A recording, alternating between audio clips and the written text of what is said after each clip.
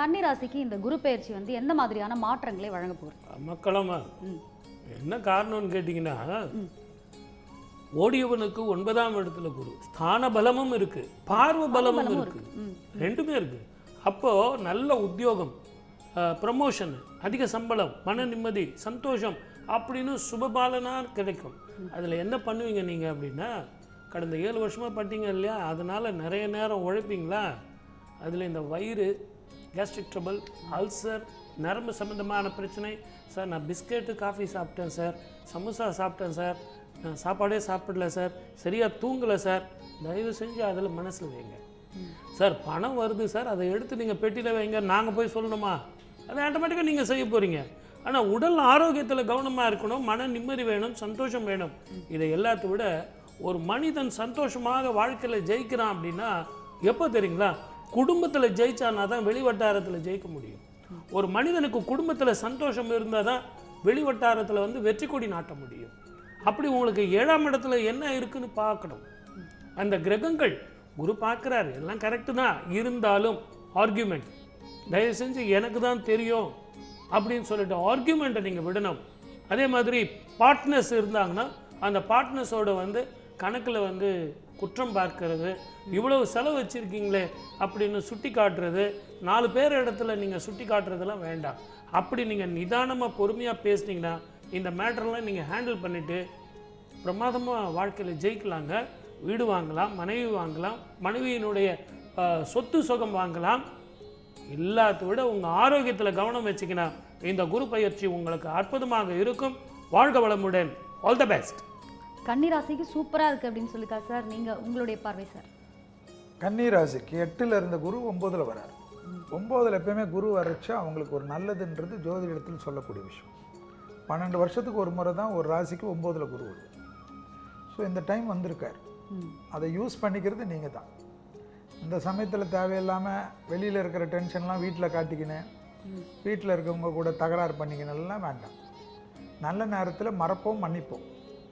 ஆக்கப்பூர்வமான விஷயத்துக்கு முக்கியத்துவம் கொடுக்கக்கூடிய கன்னியா ராசிக்காரர்களுக்கு ஏற்றம். கல்யாணமாக நடக்கும், புத்திர சந்தானமாக நடக்கும், வீடு வாங்கணுமா நடக்கும், நிலம் வாங்கணுமா நடக்கும், பழைய கடன் பிரச்சனையிலேருந்து ஏதாவது சால்வ் ஆகணுமா அதுக்கெல்லாம் நீங்கள் பேசினா முடியும். தைரியம் ஏற்படும். கண்டிப்பாக ஃபாரின் போகக்கூடிய நிறைய சான்சஸில் இருக்கிறவங்க கன்னியா ராசிக்காரர்.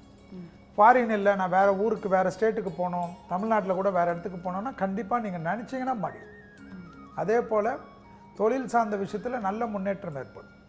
ஜென்மத்தில் கேது இருந்தாலும் குரு பார்வை இருக்கிறதுனால நரம்பு சம்மந்தப்பட்ட கோளாறில் ரொம்ப கவனமாக இருக்கும். பிள்ளையார் பட்டி பிடிச்சிக்கணும்.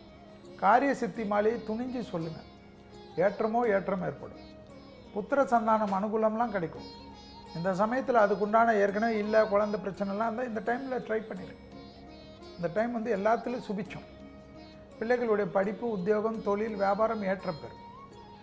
ஜென்மத்தில் கேது இருந்தாலும் 7ஆம் இடத்தில் ராகு. குடும்பத்தில் மட்டும் தயவுசெய்து கொஞ்சம் வெள்ளை பெட்ஷீட்டு, வெள்ளை கோட்டு எல்லாம் போட்டுக்கு. ஏன்னா குடும்பம் விட்டுட்டு வெளியில் என்ன செய்ய போறீங்க, அதனால் பார்த்துக்கு.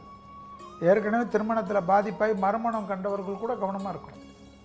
ஏன்னா இந்த குடும்பத்தை கெடுக்கிறதுக்கு உண்டான கிரகம் இப்போ வேலை செய்யுது. அந்த ஒரு விஷயத்தில் ரொம்ப கவனமாக இருக்கும். கோளர் பதிகம் தான் ஒரு சிறந்த பரிகாரம். கோளர் பதிகத்தை கேட்க கேட்க விசேஷம், குடும்பத்தில் இருக்கக்கூடிய தோஷங்களை நீக்கும் ராகு கேது.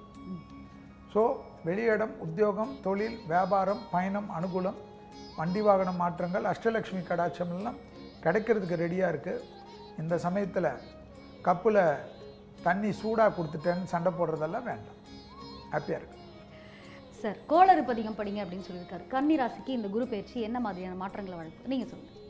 ஸோ கன்னிராசிக்காரர்களை பொறுத்த வரைக்கும் கடந்த காலகட்டங்களில் மன நிம்மதி கிடச்சிட்டா போதும் அப்படின்னு தான் எல்லாருமே ஓடிட்டு இருந்திருக்கணும். குறிப்பாக ராசியில் என்னைக்கு உங்களுக்கு கேது வந்து உட்கார்ந்ததோ அன்னையிலேருந்தே தேவையில்லாத மன அழுத்தத்தையும் மன பதட்டத்தையும் மன பயத்தையும் தான் அனுபவிச்சுட்டு இருந்தீங்க. ஸோ காரணமே இல்லாத விஷயங்கள்லாம் ரொம்ப எமோஷ்னலாக ஆகிறோமே, நம்ம இது சரி தப்புன்னு நம்ம கூட தெரியலையே, பல விதங்களில் நம்ம சூழ்ச்சிக்குள்ளே மாட்டிக்கிறோமே, நல்லவங்க நம்பி போகிறோம், கடைசி காலகட்டங்களில் நம்ம மேலே பழைய சொல்லி வெளியில் அனுப்பிட்டாங்களே அப்படின்லாம் கன்னிராசிக்காரர்கள் கடந்த ஒரு 7 மாதமாகவே பலவிதமான குழப்பத்தோடு தான் போயிட்டு இருந்தீங்க.